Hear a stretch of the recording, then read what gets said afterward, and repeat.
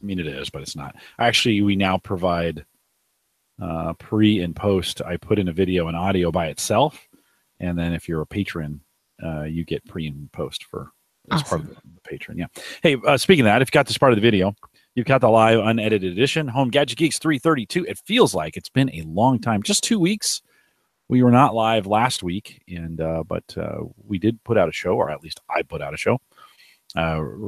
Mix that up on the weekend, but 3:32 tonight. It's the 26th of October. If you're listening to this any other time, but 8 p.m. ish or so in the Central Time Zone, it's okay. It just means you've caught the recorded version. Addie and I are going to get started here in just a second. If you're catching us live, and I see a few of you out there, Kevin, Lopta, Ken, Peter. If you're out there in the chat room, and I imagine we'll give Emily a few minutes. She retweeted you, Addie, so I'm thinking she's probably going to be here. You know, girl power, right? Yeah. You guys got to stick together. So, if you're, so I could get a sound check from the chat room. That'd be awesome. If you guys would let me know if you can hear us okay. Spreaker is live and up and running as well. And we will, like I said, if you're catching the recorded version, just hang tight. We'll get started here in just a second as we get going. All right. Peter says everything sounds good, including Spreaker. I've had a lot of trouble getting my Spreaker channel working right. Oh no. And I Just ended up broadcasting or just. Yeah, it just didn't sound very good. It was having some problems with it. I ended up going to Internet Explorer, or no, I'm sorry, that's Edge, the Edge browser on Windows, and it actually works really well in Edge. Oh, cool. Who would have thought? Yeah. So it's that, but Peter is one of the guys out there in the chat room. He checks it for me. Oh, which is thank you, super Peter. helpful. Yeah. Guys, we'll get started here in just a second. You have something to drink nearby, Addie? Yes, always water. It's gonna be a long podcast. I went with some nice wine. Nice. This is my favorite. And that doesn't get your throat dry or your. Oh, it sure does. Yeah. Okay. Mm-hmm. I've tried that before, and I can't do it. No, it's not optimal. It's not optimal. Sometimes I'll have the wine and I'll have a beer right behind it, and that's even worse. Yeah. So, but no, it's good. There's this particular bottle. It's a Spanish wine that I really like. So Sarah has said the other day, "Hey, I got you a bottle of your favorite wine, my wife." So it's been sitting there a while, and I thought, I'm going to open that thing tonight. So I don't drink wine often on the program, but tonight is the night. So we'll celebrate with the announcement of some new things coming. So we'll tease the live audience. Addie and I have something exciting to share with you guys tonight. I'm pretty excited about it. So you have to stick around. Yeah, you got to stay around. Yeah. Well, all right. Let's see. I feel like I'm missing something. I think everything is. It's been a crazy couple of weeks because I haven't been podcasting on Saturday mornings. I'm not in here, and the studio is off, and it's kind of weird. I'll be glad to be There's back. There's a flow that you get into when you keep doing it consistently, and then when you don't, you're like, okay, it's like that little engine that could like, let's get this rolling. Mm-hmm. Yeah, what's weird is I probably have a 50-step process that I can do now. Mm-hmm. I used to have checklists, but I don't anymore. Lopta says in the chat room, he just signed up for Microsoft rewards. Told me to keep doing the things you normally do. Use Bing and Edge. I don't think there's a computer in the house that could run Edge. Yeah, well, it's you got to be on Windows 10. And I started with the rewards, the Microsoft rewards. You're supposed to browse and you get points for going to different sites, and you can play different games, and they've got like trivia and stuff. And then the rewards were terrible. I was just like, oh yeah, that's not great. So is it supposed to be a replacement of using that instead of Google for all of the searches? Yeah. Okay. Mm-hmm. Chrome. Yeah. Microsoft's trying to get the browser market back from Chrome. They never will. But yeah, so it's an attempt, and so they're like, oh, well, instead you come over here, get some rewards, and I don't know. It's too hard. I don't know. I should switch, but I'm too entrenched in Chrome. So, all right, Addie, let's kick this thing off, and we have a lot to talk about. Thanks for coming on tonight. I appreciate it. Excited. This is the second time. Third, actually, for you. Third. Oh, This that's is right. 3. Yeah. We'll talk about that. Okay. Squish. Don't give it away. All right, here we go. This is the Average Guy Network, and you have found Home Gadget Geeks, show number 332, recorded on October 26th, 2017. Here in Home Gadget Geeks, we cover all the favorite tech gadgets that find their way into your home. News, reviews, product updates, and conversation, all for the average tech guy. I'm your host, Jim Collison, broadcasting live from the AverageGuy.tv studios here in kind of a chilly Bellevue, Nebraska. They're talking maybe snow flurries in the morning. I don't think I'm looking at the weather here on my Surface 2, and I don't think it's going to happen. But they're saying flurries. Fall is here. At least it's here in Nebraska. Not so much where you're at, Addie. Right? There's never snow in the forecast, right? Put it this way, just the other day it was 103 degrees and hasn't dropped anywhere lower, probably 99, 97. Yikes. And it's killing us straight out of the bat. First thing in the morning, it's already 85 degrees in the morning. So it's February. I want your weather. It's February 20. I mean, it's October 26th. Like, yeah. You expect this in July. My son is down in at Camp Pendleton. He's not far from you. And he put on his phone, he took the 103, the temperature, took a picture of it and said, go away, California, you are drunk. And just weird to think of middle of October that hot down in SoCal. But then lots of fires going on. Boy, I sure feel bad for the families down there that really some really nice homes, just fires going right through and just burning them down. So it's got to be pretty tough. Anything close to you?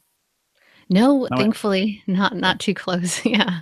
Yeah. Safe. No, a good friend of mine in Anaheim as well. Her not affected, but the fires go through. So it's always terrible. I asked her, like, what'd you take? They had to evacuate. And it really kind of makes you think as I'm looking at all these computers on my desk. Like I have an illness. It's called computers. Right. And so I got a Surface Pro and 2 big monitors and a Surface RT and another computer over here and a monitor up there and a server sitting there and a Drobo over there. And you kind of think, if you got 5 minutes, what are you taking? Yeah. And I saw some pictures from a friend of mine who didn't get time. They were out and came through and they didn't get to take anything out. And those kinds of fires, you see fires like in a neighborhood, just like a house catches fire from a bad electrical outlet. Yeah. And it doesn't typically wipe out the whole house. These fires burn them because they can't get to them. Right. They just burn right to the ground. I mean, everything is wiped out. So if you're listening and you've been in that area, you're affected by that, friends affected by that, that is tough. Of course, we talked with Mike Murphy. Addie, we're going to make this announcement here in a little bit, and Mike helped us with this. But you talked with Mike Murphy. Hurricane Irma, right, went through where he was at, and he was telling me. We talked with Rich Hay on the program. Rich is down there in Florida as well. Mike is in Naples, which was affected by it, although didn't get hit quite as hard, I think, as they thought. The storm surge didn't come in. I asked him what he took. What kind of gear did he take? Because if you had to go, would you think about your podcasting gear, like your tech gear? Addie, is that something that you would take if you had to go and you had a few minutes? Absolutely, because it's how I make my living. It's my job. It's my career. So I have, it's also to pick and choose what type of gear that you should take. The mixer I can do without. This microphone, I would take it off of this thing, get the cord, because it's so diverse that I'm okay with leaving the mixer behind. And then I have my portable recorder here. So definitely it's without question, I have to take my podcasting gear because it's my career. Yeah, no, for sure. Mike also said he wouldn't take his mixer. What's wrong with mixers? I have a Mac EFX Pro 12 here. I take that for sure. It's a good durable mixer. It's just funny he mentioned that as well. But Addie, it really gets you kind of thinking. Yeah, it does. That you're like, well, what do you take? So, anyways, good to have you on. Glad that you're safe. Sorry it's so hot. Maybe we'll send a little cold weather your way. I'll remind everyone, we also post a show with world-class show notes. There'll be some good show notes for this tonight out at theaverageguy.tv. Don't forget, you can listen on our mobile app as well, homegadgetgeeks.com. We'll get you there. Big buttons that get you Android or iPhone. Best way to listen to it, of course, LastPass sponsors that. They're coming on in a couple weeks, so you'll want to be hanging around for that. Homegadgetgeeks.com. And then don't forget, the best way to support us right now, Patreon is the way to do that. Head over to theaverageguy.tv. Click on the Patreon link. It's over on the right-hand side. $1 and $5 plans. No pressure, but many of you have done that. By the way, Philip Phil, you know who you are, sent a nice donation, nice gift through PayPal. And you can do that as well as you want. In some parts of the world, Patreon's pretty expensive to use. They take a big chunk. And Philip thought it would be better to send it through PayPal. So if you want to do that, if you want to support the show, Philip, thank you for your contribution to Home Gadget Geeks. We'll try to put that in use here in the network to make it work, but we appreciate you guys when you sponsor us here. Patreon's an easy way to do it, but if you have other ways to do it, thank you for doing that as well. Addie, I didn't properly introduce you. Addie Salcido is joining us today. Addie has been on the show. This is her third time. If you go back to October, no, it's not. I'm just making updates. No, it is October. I was right. October 12th of 2014, we had you on at 187. And then if you go back to October 17th of 2015, we missed last year for whatever reason, and you're back here October 26th. Wow, that's kind of weird. We got you taking October. The month back. Yeah. Taking it back. How are you? How are things? Let's catch up a little bit. What's keeping you busy? I know you're doing some podcast stuff, but what's keeping you busy? Well, my business is the podcast planner. It's all about podcasting, but with the plan in place and having these templates to help the podcaster keep going. So that alone has kept me really busy because I'm consulting, but also creating the book, making content, the podcast for the podcast planner, and then the email list. There's an email list behind it. And, there's so many hats that we wear as a podcaster. And then when you throw in the business side of it, it just gets bigger of all the responsibilities that we have. So that has been my top priority and just time taker. You got a chance for some vacation though, right? You got overseas here recently. Can you share a little bit? Where'd you go? What'd you do?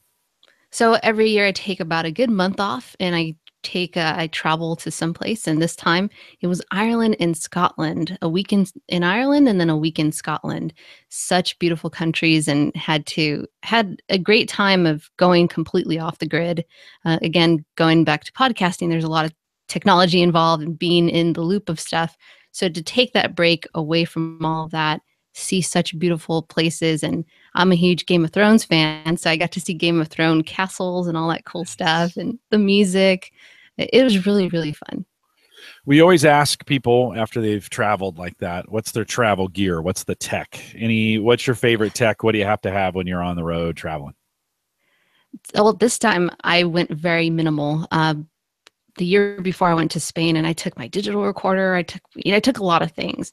This time I said, no, I really should just focus on the vacation itself, not so much about, maybe I can make content out of this. So I just took my phone and my DSLR camera, and that was it. And it was need anything else. I wasn't checking email. I would just use WhatsApp to text my mom, and that was it. It was really, really refreshing. Yeah. What? Wait a minute. You're telling me you went on vacation and you didn't work? You actually did vacation? Is that what you're telling me? Yes, it was hard. I will say that. It was really hard. And you had that itch, I think, for a good couple of days. You just had the itch to, is there somewhere I can check my email? No, I caught myself so many times and just said, back away from it. That's why you only brought these things. Mm-hmm. It's kind of freeing after a couple days. Like, I think everybody thinks like, oh yeah, it's not a big deal. I'm not addicted to my phone, or I'm not addicted to email. And you really kind of start going through some withdrawal. When you get there and you're like, I wonder what's going on, I'm not checking. And when you break that habit, especially of phone screen time, of that, I'm standing in line, check my phone, walking to the car, checking my phone. I'm driving, I pull over, check my phone. We have these nasty, terrible habits of doing this. Now, it's very appropriate, and there's times it is, but you kind of make a break from that. And after a couple days, I think the blood pressure goes down a little bit, and you're happier, and you feel good. Now, I'm always happy, but that is a nice break, isn't it? Did you find that a couple days in, you were like, and then you kind of dread going back to it? Yeah, actually, I did. That's why I put a buffer in between, 2 weeks out and then 2 weeks to kind of get back in the groove of things. But I returned with a really bad cold. So I think getting sick also helps not me jumping in so quickly into emails and technology. And it was kind of weird to get back into the States and then turn on my my service on, and then that's when the phone just really works the way it works. I'm like, oh, that's right. I know. Yeah. It just sits on your excuse me, sits on your desk for Yeah. like an hour. And not only that, you can actually look things up when you're on vacation. You don't have. I didn't buy the extended package where you can still roam, look through Google on your phone. I said, no, I'm just going to be off the grid. I don't need to buy that stuff. So when I had that access again, it was like if I had a question, I I found myself thinking like, well, now I can look it up on my phone. Whereas on vacation, that's something I need to look up when I get home. Yeah. Yeah. I'll need to, or I'll need to talk to somebody. Like I'll Mhm. need to go ask. When I was in Germany, I didn't buy the plan at all. So I Right. literally had nothing. Yeah. And it was paper maps and like asking people Mhm. in Schuligan, you would Yeah. find somebody and ask for directions. It's a Yeah. little bit different. So I encourage everybody take a break when you can. Now I'm a Mhm. total hypocrite because I never do, but take a break when you can and try to get away from it because it's just it's amazing after a couple days how Yeah. your brain kind of starts kind of coming back to a more normal state if that even exists. So Yeah. well, good that you went minimalist on that, and it was good to have you back. Good to see you. I got to see you in person at Podcast Movement. Your website, thepodcastplanner.com, if people want to check that out. It's really for podcasters and for planning. Although we're going to talk about some tools around planning tonight that I think go beyond whether you're a podcaster or not. I think these are some of these technology tools that you use for it.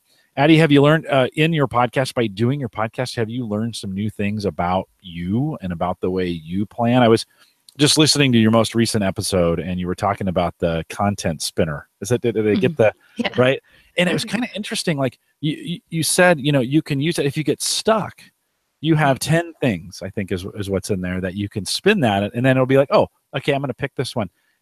How did you, by the way, I think you mentioned us on, because you had talked about you had a hard drive crash. Yeah. Was that That him? was did I not mention I thought I You mentioned the didn't say the name. name. No, and I'm Oh, kind of glad no. you. No, I'm kind of glad you didn't actually.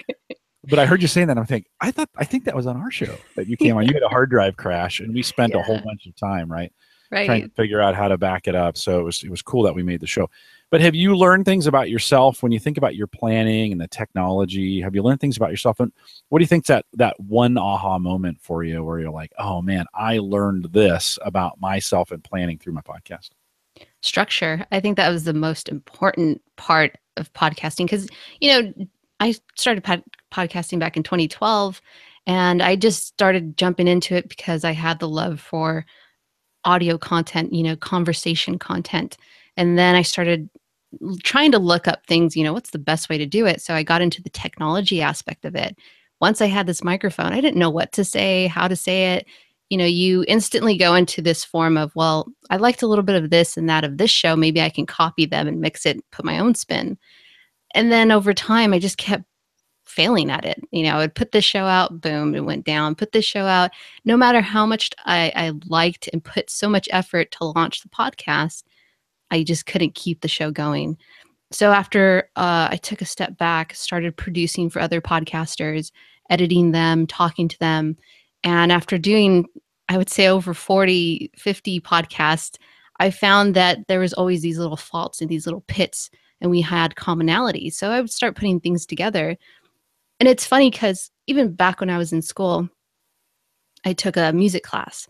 And I always asked the professor, why do I want to learn these rules if I want to break them? I don't want to sound like everybody else. And he said, no, you need to know the rules so that you can break them the way you want to, but in a right way. And you know what you're doing. Because if you just don't follow the rules, you're going to sound like a fool out there. So over time, that kind of, I guess that was the future telling of podcasting for me because I put these structures in place thinking that it would probably pigeonhole me to sound a certain way or be a certain way, but it actually allowed me to have so much flexibility and it gave me the excitement back because sometimes, you get excited about the podcast and then after a while you're like, I don't want to have to do this little task over here and I don't want to have to do this. And it just starts to pile one thing after another. And having these little plans in place, a checklist in place, and a little to-do list going, that just helps so much for me to be in my zone quickly, and I know what to do instantly when I see this word or I see that. Okay, this is how the podcast goes. So it just let me flow easy. And since I've been doing any podcast with a structure behind it, it hasn't failed, and that I think is the success behind it. Is not launching another podcast and letting it pod fade within 7 episodes. It's that planning piece is pretty key structure wise. I was just on Harry Duran's podcast Junkies. So for those that listen, if you want to hear more of my backstory, 146 episode 146, head out to podcastjunkies.com. Harry, thanks for having me on. I always appreciate that. Tons of fun. One of the things, and I'll have the link in the show notes to it as well.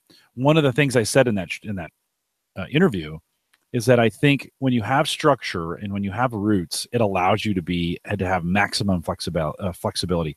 There in your area, in your neck of the woods in Southern California, they have these really tall palm trees, right? And they're really tall. And they can, in storms, they can whip around. And I mean, the tall ones can even go all the way down to the ground and then come back. And they do that, well, because their trunk's flexible, but they also have really good roots.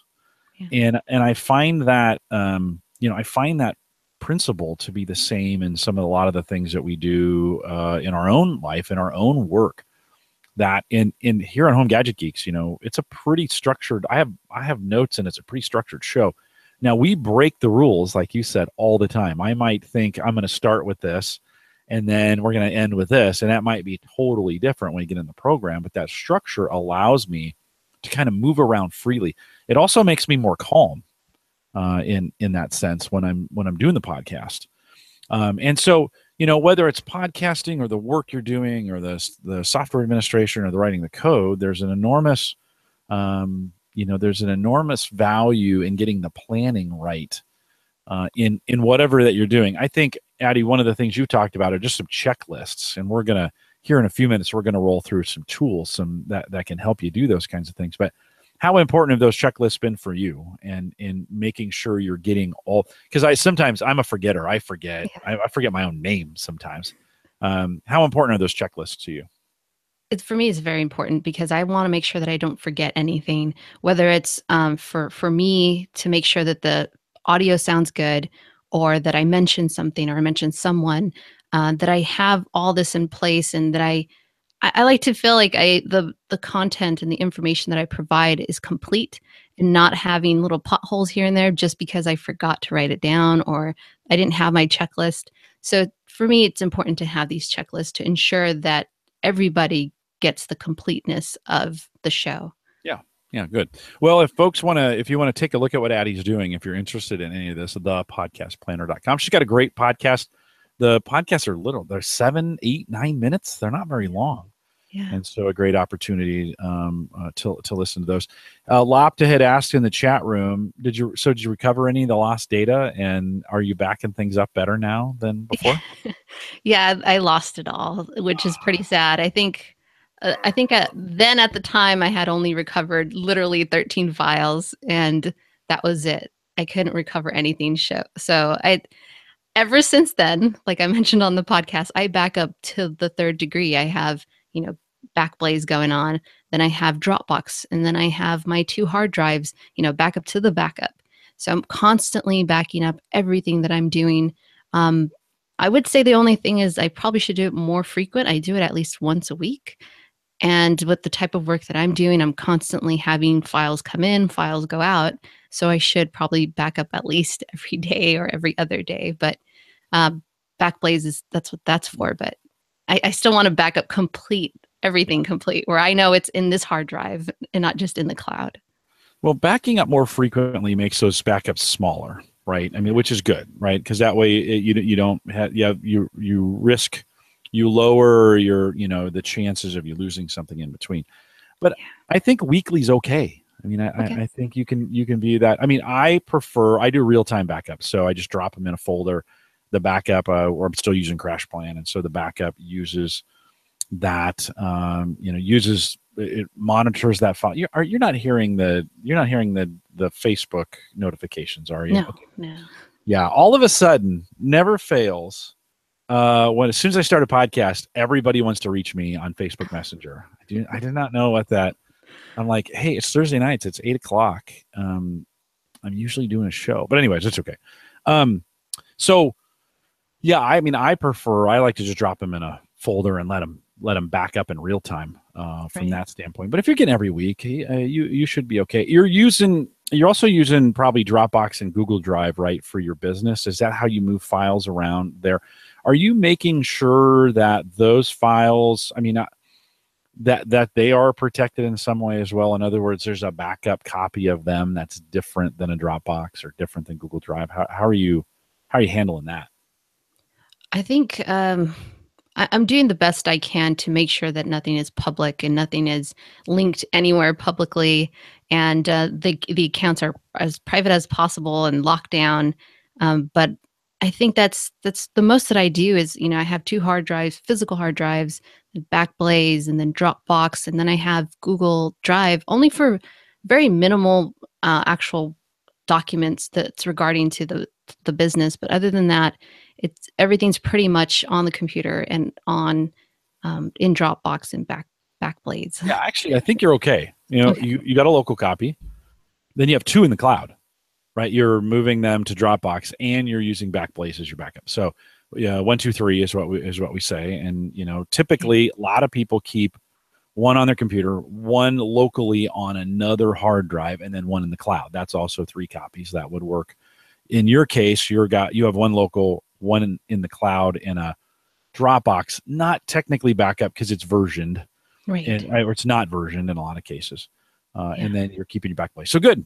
Good. You should be. We're proud of you Should be for. proof not to ever have that happen again because it hurts when you lose all Yeah. your files and you lose pictures, videos, and your hard work, and that it's kind of like losing it all in a fire and not having that backup plan and not thinking of what are your priorities. Always think about your priorities and what's a what's a secure way to make sure that's secured. I guess the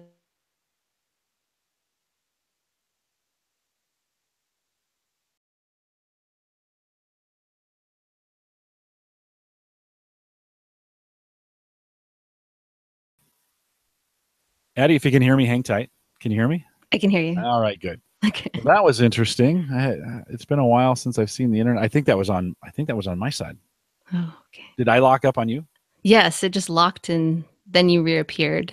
We'll give it a second to chat room. Did that lock up for you as well? What did you guys see? It's been a long time since I've had Google Hangouts lock up. Hmm. I thought it's funny because we're talking about backups, Yeah. and I had let me make sure I got my backup turned off. I'm pretty sure. Yeah, I had shut down my backup. It's running full speed. There were some changes at Crash Plan, and I did not do it correctly, and so I lost my cloud backup. So I had to move Yeah. 1.3 terabytes back up to the cloud. So I've been doing that very, very carefully, and over time. I have a 1 terabyte limit, so I don't want to do it all at once, and so I've been moving it up a time. But last week or a couple weeks ago, I forgot to shut it off, and during the show. Now, fortunately, it didn't affect anything, and maybe we've got that all out of our system. It is super windy here, so maybe that's blowing the internet around. Yeah. Who knows? Well, glad to hear that you got your backup squared away. Hopefully, you won't be losing files anytime soon. No. And we're gonna cover some of those tools too. Here, the tools. I do want to get to this. What I think is a really cool announcement. We'll stick this in here. So, for years, literally for years, people have asked me, Jim, when is there going to be a Home Gadget Geeks T-shirt? Like, when is that going to happen? And I'm like, because Addie, doing T-shirts, it's not as easy as it sounds, right? You got to get a design. You got to find somebody who'll put them together. You got to get sizes. You'd have to take orders. It's kind of messy. So Yeah. you and I, Podcast Movement, we're hanging out. And I said, you were talking, I had gone to a couple of the booths to talk about T-shirts. And you said, hey, I'm doing this cool thing on Amazon. You want to hear about it? I don't want to hear about anything. Let's, lay it on me. And basically what you said is, Amazon now has a way to do custom T-shirts that people can order in their size. They'll ship them to them in their size. Does Prime work for people here in the United States? So same. Yes, it does. Yeah. Yeah. So it's the Amazon experience. You can go out there. And I said to Addie, I want you to be my T-shirt maker. Could you just help me make T-shirts? And she said, yes. And so here in the next week or so, we are going to have the first Amazon store for home Gadget Geeks t-shirts that will be available for you. They will be $17.99. They'll be shipping on Amazon. What about international? How does that work, Addie, if they're in Australia or the UK, or how does Well, that work? Amazon just started opening more locations where they're making these t-shirts and they're able to fulfill these orders worldwide. So they actually have more of these printing facilities more than the actual Amazon warehouses.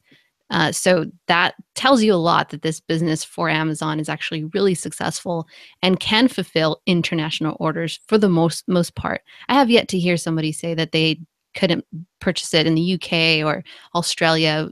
Those are pretty hot spots. So I think that's a good movement. But this change happened within at least 2 months ago that they officially opened all of these facilities. So that's a huge announcement to fulfill worldwide. Yeah. So the first t-shirt will just have just the Home Gadget Geeks logo on the front. It will be the first of its kind. It'll be this first in a series that we will try with you guys. Just kind of depends on how many of these shirts that you buy. The good news is we don't have to buy a whole bunch and warehouse them, right? Yeah. We don't have to kind of guess on the orders. It's super expensive if you order one. It's cheaper if you order 50. Same price, no matter how many we order. Addie has been working hard on the design and to make it look great and picking the colors and getting the store all set up. And we're going to ask you to consider buying the first ever Home Gadget Geeks t-shirt.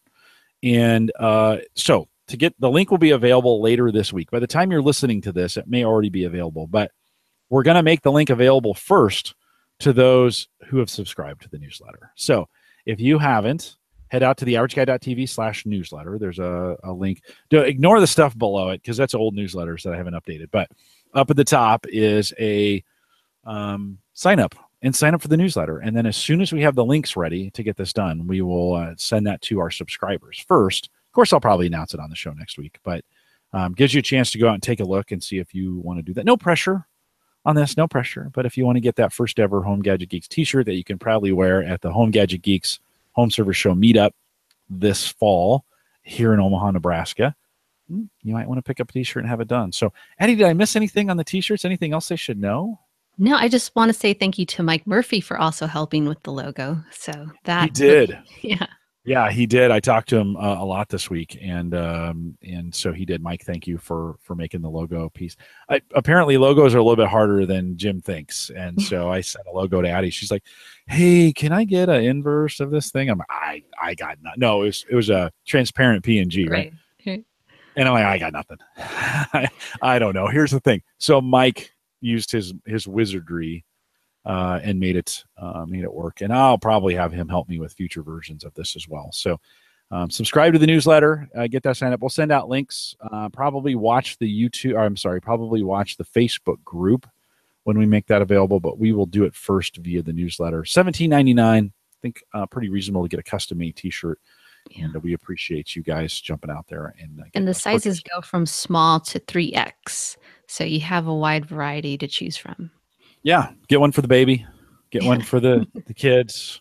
Wife needs a Home Gadget Geeks t-shirt for sure, unless you're the wife is the listener, which I don't know how many ladies. I mean, Addie, you, and Emily, and there's a few others, but it's mostly guys. Let's just be honest. It's mostly, I think, ladies, if you're stalking us and I don't know about you because I know about Emily and that's all about I know who let me know. It would be good to know. But I'm pretty sure it's 99.9% guys.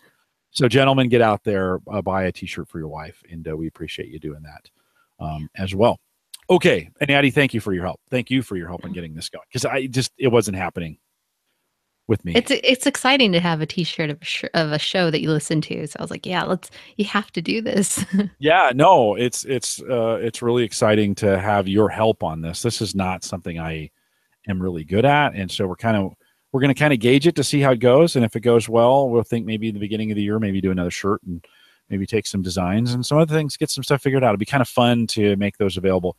We will definitely have, I'm pretty sure we will have for the meetup this fall, we will have a meetup t-shirt that will be available to those who help support the meetup. So I actually have my first meeting, if you're wondering, with a vendor.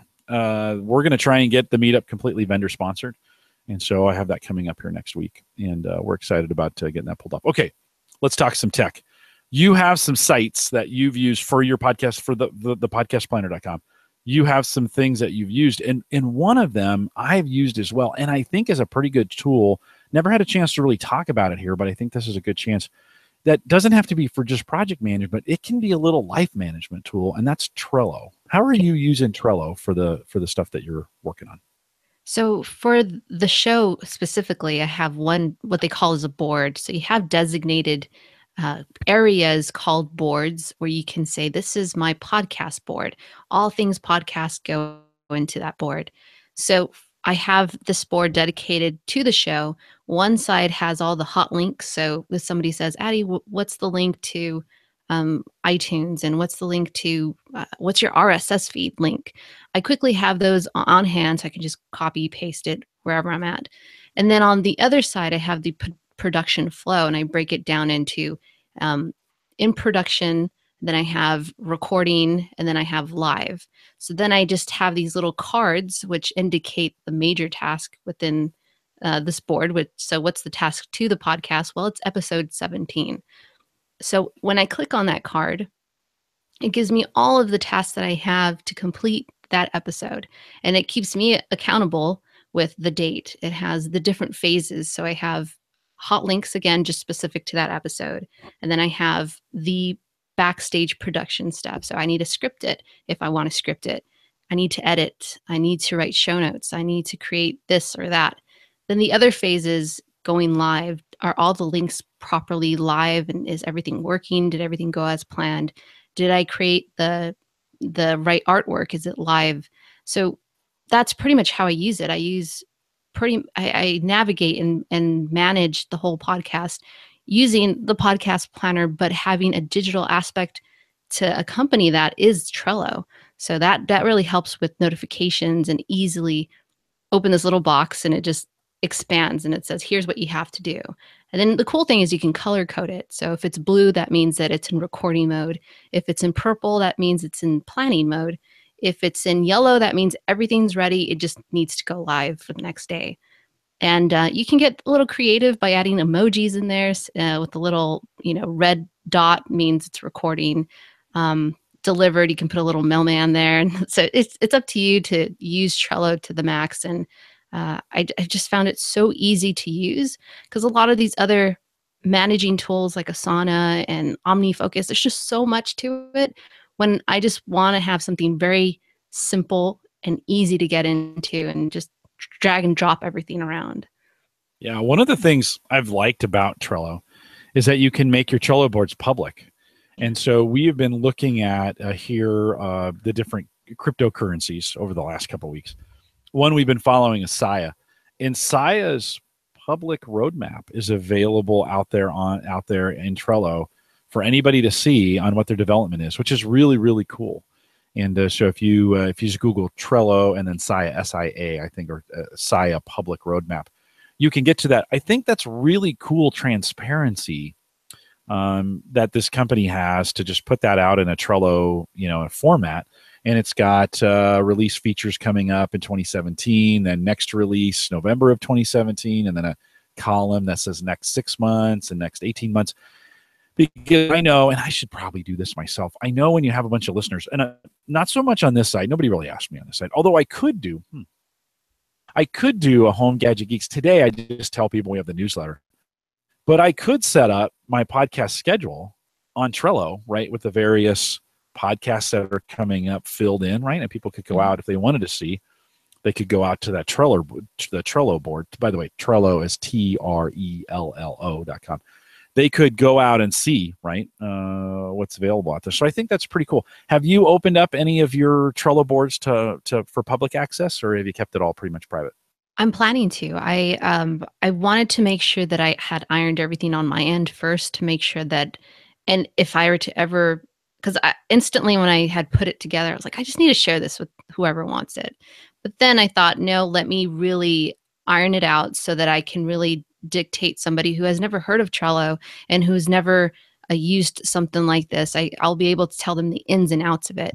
So very closely, probably mid-November, I'll be sharing the actual board that I have, it's just not going to have all my stuff. It's going to be a blank slate so that you can input your own stuff in there. So it'll have everything that I just discussed. I opened a card right now. And so the phases are episode links. So then that has the link to the script, if I write one, the pretty link, the Dropbox folder, the website post, and then the actual MP3 link. The next phase is production tasks. So script, record, edit. The second version without the sponsors mentioned, artwork. Artwork is times 4 because there's one for Squarespace. There's one for Instagram, YouTube, the email, and then ID3 tags. And then there's the audiogram task. So I create audiograms. And then there's a task there that says make sure all these assets, because I call them assets, but elements to the podcast are backed up. So that's an actual task on there. Is everything timestamped? So I like to think about the user experience in a podcast. So I actually timestamp everything so that if you're in the Over app, I don't know why Apple doesn't do this yet, but when you're in the Overcast app, you can slide over the album artwork and you can actually pinpoint what section you want to listen to. So I do that. Those are called timestamps, the ID3 tagging. And then I make sure that I upload all the content to Spreaker, who is my hosting company, and that it's scheduled on time. The show notes are written out. They're uploaded to the website, and the little excerpt is in Spreaker. And then the social media is all written out. It's scheduled. And then there's the day of tasks. So the day that the podcast episode goes live, there are little tasks that I need to make sure that are done to make sure, again, that when the listener is interested in certain things, that all of that information is available to them, that the links are working properly. So I do a quality check the day of that it goes live. So all of this is in the episode card for the podcast. And all of this will be available mid-November for anybody who's interested in it. Emily said she tried so many and ended up going along with a bullet journal because analog ended up being what worked best for her. So there are different ways to do this, but Trello has certainly worked for you. I have to start thinking about this. Like, I've dabbled inside of Trello before and kind of mess around with it, but it would be an awesome way to have a public board for people to come and see kind of what Saya is doing here, which is, hey, here's what's coming up. And there might even be some interesting, I don't know if you can leave it for open for public comment. I don't know. I have to kind of think about that, but it might be interesting for people to leave a little bit of feedback or their questions there, kind of deal that says, hey, you want to ask these questions while you're there, whatever, from that standpoint. But yeah, that'd be kind of cool. Well, I'll have to think about that.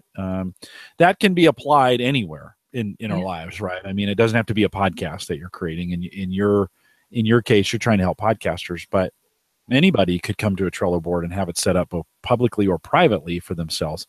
And it sounds like it's got some really cool checklist features, and it's got you can set dates and remind me, right? Some of those. Does it have toast notifications in Windows? So will it remind you of things? Do you know where if things coming up, it'll pop in on the windows and tell you? It will. Yeah. You just would have to subscribe. You can subscribe to the board or subscribe to the actual task itself. But as long as you subscribe, you will get these notifications. Hey, this is coming up, or hey, this was past due. So you have all the type of notifications as long as you subscribe. If you don't subscribe to the board or the task, then it'll just give you a notification the day of, I believe, which is probably a little too late for certain tasks. So always subscribe to the board or the actual task that you want to be alerted on. Yeah, it's one of the drawbacks. You start doing these kinds of things. Let's like joining a Slack group. Yeah. And now I have 3 different Slack groups, right. And then I've got 6 different Trello boards. It's one of those. You got to be careful with scope creep, right? It can get, it can be overwhelming. And there's nothing worse than creating something that's supposed to help you and it becomes a greater burden. Right? Yeah. Than that. So good. Well, I like, that's a good reminder. I should maybe set something up publicly that'd be an easy way to get started as a public board where folks could come. And today that the schedule for podcasts that are coming up is in a Google Doc. Mm. that only I can see, and then I posted in the newsletter.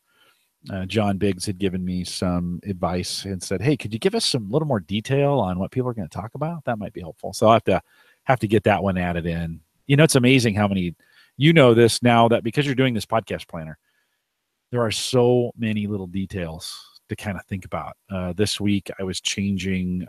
I had owned some of our feeds in the Apple Connect, Podcasters Connect. Mm-hmm. That's what it's called in Apple. Who owns the podcast feeds? And I owned 3 of the Gallup ones, Wow. and I needed to get them shifted over to the Gallup, email address. And it's one more thing. It's like, oh, I created those another day. I forgot. I used my own ID, whatever. So one has to be really, really careful how much of this stuff that you take on, and make sure that you're taking it on for organizational sake, that maybe you're removing. Today I was doing a podcast at work at Gallup, and we were talking about this Clifton Strengths theme of learner, and the guest who we had on there, Derek Jack, he said, I don't just have a to-do list, I have a to-not-do list, which was kind of interesting to think, like, I am definitely not going to do these things because we only have so much time, right? Did you find that out? Did you find as you started planning that you could do more, or were you getting things done with better quality, or maybe both? So I'm all about prioritizing and only focusing on what really matters.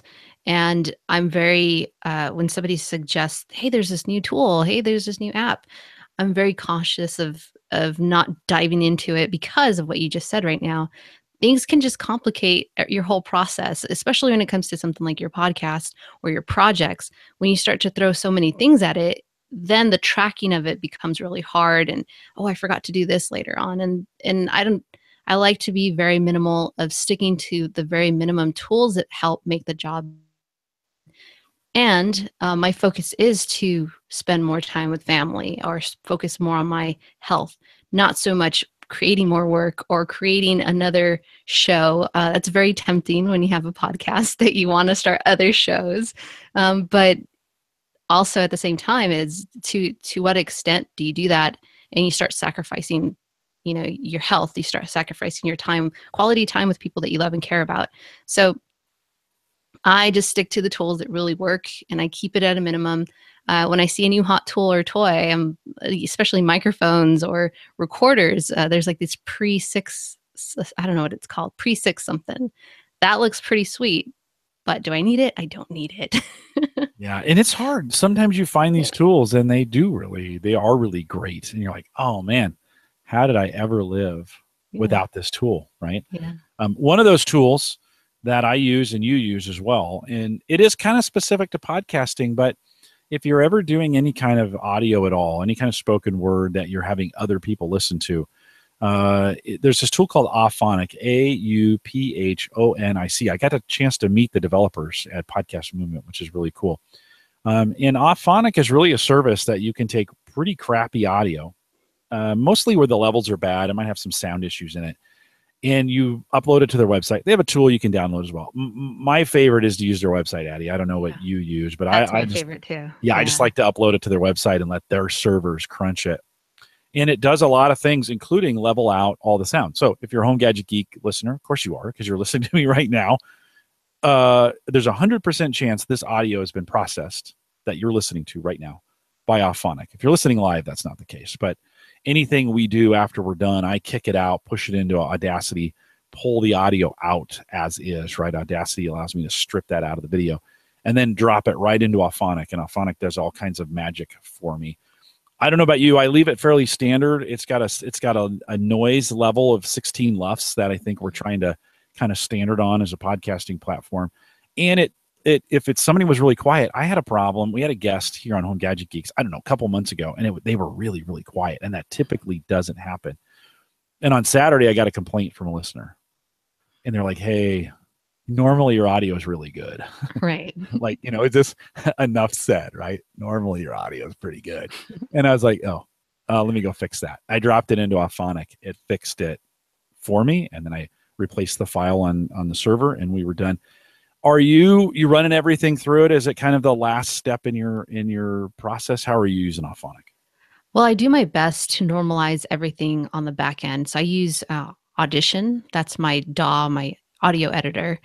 And I know fairly enough to make sure that the levels are a certain way, and I throw in some processing in the back end. But the thing is, I don't want, again, I'm thinking about the podcaster experience. It's kind of like watching TV and you hear this awesome, you're watching the show, there's awesome sound. All of a sudden, this commercial comes in and it's super loud, and you're like, oh my gosh, what happened? Or it's the opposite. You can barely hear anything, and it's just you have to ride that volume up and down. And that experience is horrible. So, to ensure that I have the great experience for my audience, I run it through Alphonic. I don't put all of the bells and whistles on there because you have quite a few options to add to it. So if the audio is pretty bad, there's a lot of background noise, that will actually help if you run it through Alphonic. If like you said, the levelator. So if I'm talking really loud and Jim's talking very low, then that will fix that too. And then the LUFS is the standard audio, so that if you listening to it in the car or on your cell phone, the levels are perfect. You don't have to keep riding that volume all the time.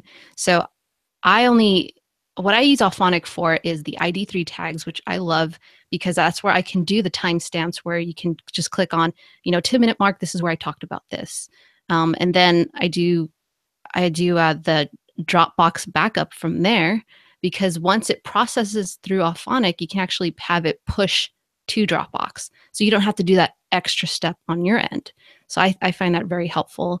And then I think just the 16 LUFS option, and that's it, because everything else is leveled, and I don't need to go and because there's a thing that if you over process it, then the audio starts to sound weak.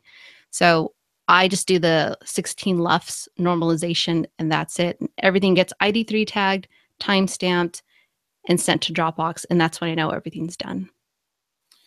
Yet it's also, you can tie it to a Google API for translation, which is, I don't know if you've done that, but it will give you a transcript of any audio that you've put in there. Now, it's that 85% Google transcript, which is still pretty marginal. But I keep thinking the more we use it, the better it will get. I just kind of keep thinking it's just going to keep getting better. So I've actually been pulling the transcript out. Again, this could be a work thing too. If you are, what we're doing at work, what we're doing at Gallup a lot is every single, we might do a call, we might do a product update call, and everybody who can make it can join us live and ask questions, but we record that call. Those kinds of calls are notorious for being awful. Like, they're on a bad phone line. There's lots of different voices coming in. There's no quality. Here on the Hangout, at least Google is doing some attempt between you and I to level out the sound for us, out to our audience. But, you're using Skype for Business or whatever you're using at work, chances are it's on awful equipment. Auphonic will help fix that. And I think that's one of those tools that if you're going to put that out to the rest of your company to listen to later, man, have somebody run that thing through Auphonic before it goes out to the rest of the company. I think I pay $11 a month. I think that gets me like 9 hours, something like that, 6-9 hours. It's enough to get all Home Gadget Geeks done. And if I do any Cyber Frontiers, I can get those done as well. And so it's just perfect for me. And I think it's not just a podcaster's tool. No. I think, Addie, don't you think that podcasts are going to start bleeding into more and more of a lot of the things we do? Like I mentioned, we're recording everything now at work and making it available for listening offline. Don't you think we're going to do more of that rather than less? Yeah, I think we are, especially when it comes from an educational standpoint. Schools are starting to jump more into podcasting because it's easy all around on the professors, the teachers, the students, and then have records of it one way or another. So if I was back in school today, going to college, having all these notes to take, I will bring out my phone or my digital recorder, just put it in a nice little spot where I can hear everything. And I would turn that into a podcast just for me to listen to, so I can have that information just immersed in my memory. So when it comes to test time, I can really optimize that and feel comfortable taking the test because I recorded the notes and I have that information within. So there's different ways that you can use audio, not just podcasting, and use Alphonic to optimize that. And because especially if you put that in a classroom setting, you're going to hear some doors shut. You're going to hear people rumbling through their backpacks or something. So Auphonic is just an all-around tool that you can use. There's even a feature that you can add in their post-production from Auphonic, the intro and the outro. I don't know how well it blends in the music so it's not too choppy, but I think it's good enough to get the person who has no idea what to do when it comes to putting some audio together. Just use Auphonic, say, here's the intro, smash it up with this body of audio, and then export it out to my computer and Dropbox. The free plan is 2 hours. That's more than enough for me because, as you said earlier, my shows are 7-10 minutes long. So every month it just resets and it's perfect for me. But if I'm doing clients, that's when I pay a little extra so that I can have that cushion of 10 hours, 20 hours extra on the account. But 2 hours for free, I think, is a really great spot for anybody to start using Auphonic. Yeah, and actually make yourself look good to your boss. If you're Yeah. in that scenario where you're getting a really bad call, you just run it through the free version and say, hey, I've got it improved. I did some edits. Tell 'em, I did some edits, and it's much better that way. Yeah, I can't recommend enough. It does some really cool stuff, and it's one of those services that's just priced right. They just got it for what you're getting and the time you're getting. They just, sometimes it's too much, and some services don't charge enough. And this is it's like the price of Plex Pass, which is $5.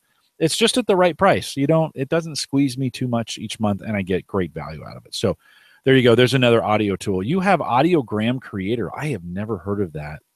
What are you talking about? What is Audiogram Creator? Okay, so social media, it's bombarded with all these pictures and these texts. And when it comes to podcasting, people know about podcasting, but I feel that along the other barrier to growing, there's always I want to grow my audience. How do I grow my audience? Well, how do people find out they even have a podcast that's for their interest? Well, social media, but how do you do that in a way that's going against all the noise that people are constantly looking at?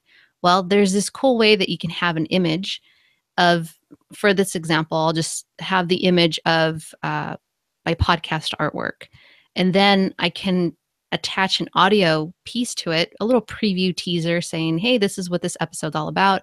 Why don't you come check it out? Click the link in the bio or something like that. But this tool, Audiogram by Spearman, for free, kind of like Auphonic, you just say, here are my files. Do what you got to do to make it nice. And it creates a nice little visual for this static image so that when people are scrolling through on their phone through any social media platform, they kind of get that little whoa, what was that? I just saw this little squiggly line go through this image. And then it entices you to listen to what they're saying on that clip. So those are called audiograms. You could see an example in my Instagram account. That's where I have a lot of them, and also Twitter. You can see them on there too. And that's pretty much what an audiogram is just turning a static image to an audio and a nice visual to it with this little sound wave going through it. There's different sound waves you can choose from. So I can probably drop the link. And I think Hanny is doing something like that in repurpose.io. You can take the audio there and click a button, and I think it will move it to YouTube for you and create that audiogram, right, where it's the picture and the sound wave going across the bottom. So that's kind of a cool. Have you getting any feedback on that from your listeners? I mean, is that something? Do you think it's catching people's eyes and catching people's eye? And are they clicking on it? What do you think? It has helped me a lot, especially on Instagram. Instagram, it's kind of a tough thing to crack when it comes to creating an audience, especially for podcasters. I think podcasters are primarily on Twitter and Facebook. I don't like Facebook, so I stay away from there as much as I can. And I'm trying to capture the passionate audience on Instagram, and it has helped so much. And not only does the podcaster get captured on there and they're starting to subscribe to the podcast, they'll also subscribe to the email list. And then they'll ask me, how did you create that? So I kept getting that question time and time again. So I just created a little tutorial and shot it up there and said, here's how to make it.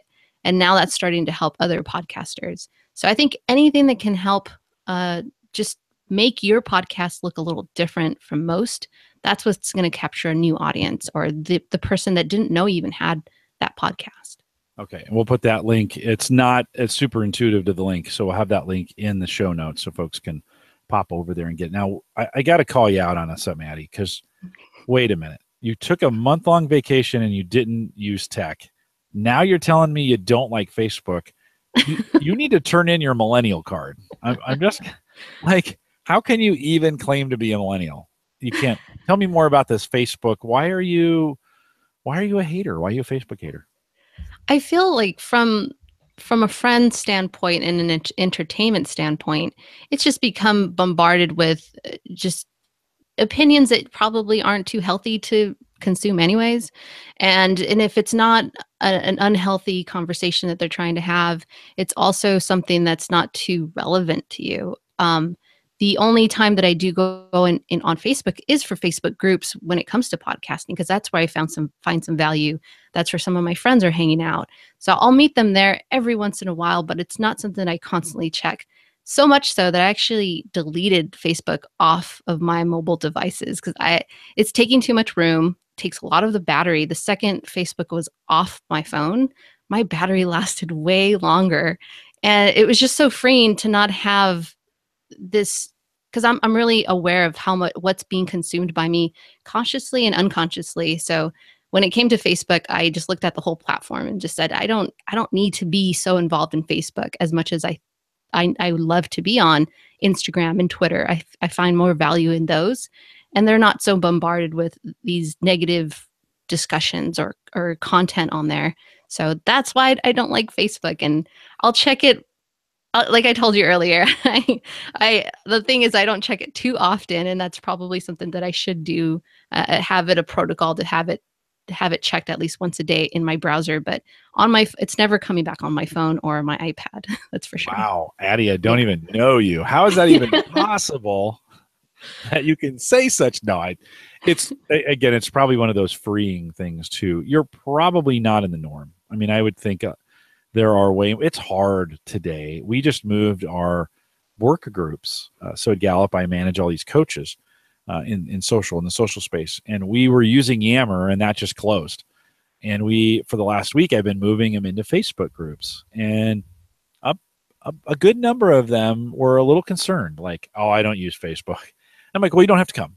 I mean, it's not compulsive. This is just a helpful space for you to be. If there's another way I can be helpful, that's fine."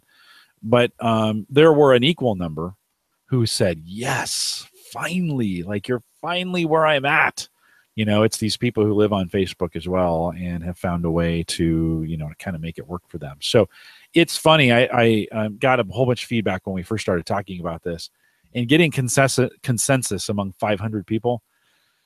That's not the easiest thing in the world to do. Everybody's going to have an opinion on one, but that's probably pretty healthy. It is hard work. Facebook is my work, and I can't just shut it off. I've got to be out there and do it. So I have found some ways to cope. It's not always easy, man, that people make me mad on Facebook and they make me really happy. My son, who was in Japan, posted all his vacation pictures to Facebook. And so every day we'd wake up, of course, it's the other side of the world. So we'd wake up and we'd see his day from the day before. And it was just really cool. And so that's the best part. I think for me, that's the best of Facebook, right? It's when you can stay. I just taught this class in remote. It's calling remote workers. And, there's some interesting stats. Gallup has some interesting stats around remote workers, but I actually recommend Facebook as a way for workers to keep track of each other, because when they're not seeing each other every day, sometimes Facebook can be where they can see those family, friends. What are they doing? Where are they going? It's not always reality. I think people make themselves look a little bit better. And why wouldn't you, right? You have an opportunity. Nobody's going to, although there are people who share the bad things too, but it is an opportunity. Go ahead. I think they do have good technology too. The other day that I was really wowed with was when we had a video call just like this. It was just one-on-one. I didn't know you can do that on Facebook.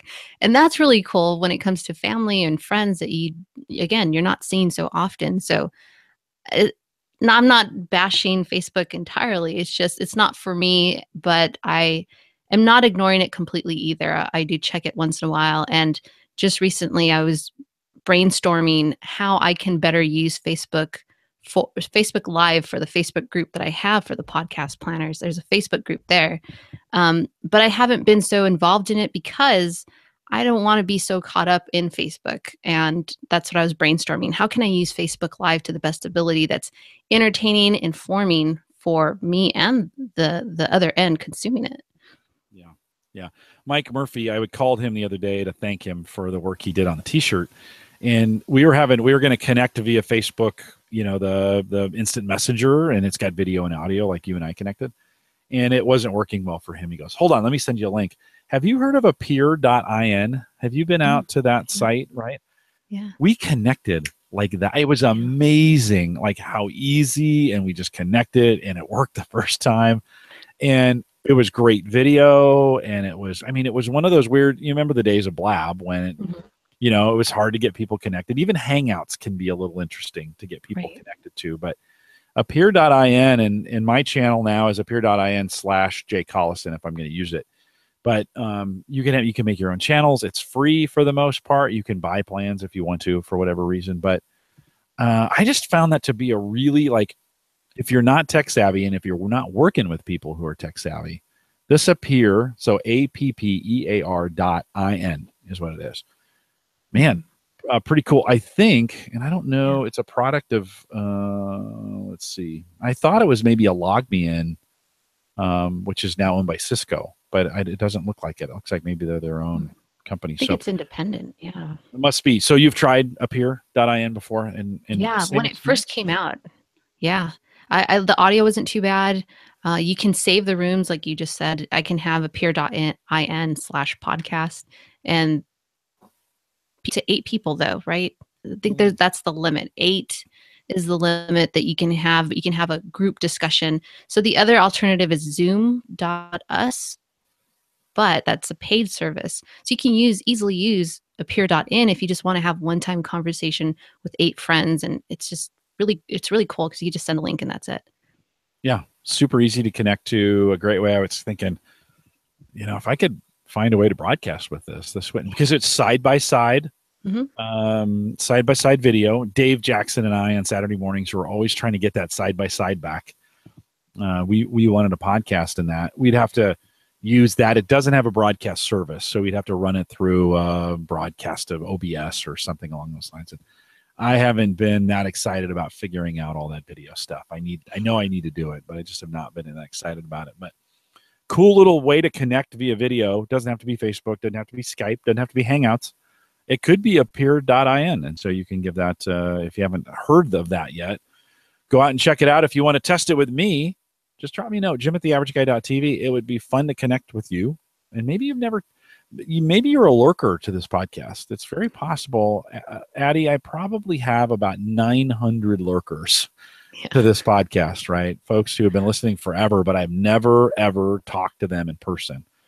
Yeah. I'd love to talk to some of you in person. If you want to get 15 or 20 or half an hour or whatever, send me an email, jim@theaverageguy.tv. Maybe we can connect with appear.in, give it a try. And just do a conversation. Some podcasters make that a part of their Patreon thing. Not that interested in that. But if you want to connect with me that way, it'd be a great way to get it done. Addie, anything? We're kind of running out of time, and we didn't cover everything. And that's okay, by the way. I'll have to have you back to talk about some more stuff. I'm assuming you've moved most of your web presence to Squarespace. Are you a Squarespace girl? Have you left WordPress for good? Yeah, I have. With this podcast for the podcast planner, I wanted to use it as a guinea pig of doing everything opposite of what I'm used to, because I was really comfortable with WordPress. I was really comfortable with Libsyn. I was really comfortable with all these tools that I have been told how to podcast. But I wanted to challenge myself and see what was I missing, if I was missing anything at all. So I stepped away from WordPress, which was hosted on my end. It was hosted by Bluehost. So that was already a relief to be on a different server like Squarespace, where they have so many backups just to one website. If you want to talk to customer service, you can just have a quick chat within seconds and somebody's there to help you. You don't have to wait a couple days, and then if you get a hold of somebody, they're rude to you and they tell you the problem is happening because you did it when it wasn't your fault. So not only that, Squarespace is literally drag and drop, and it makes things look really pretty, which is really, I think having a website needs to look really nice when it comes to the consumer or the person consuming your information, because we all have this judgment.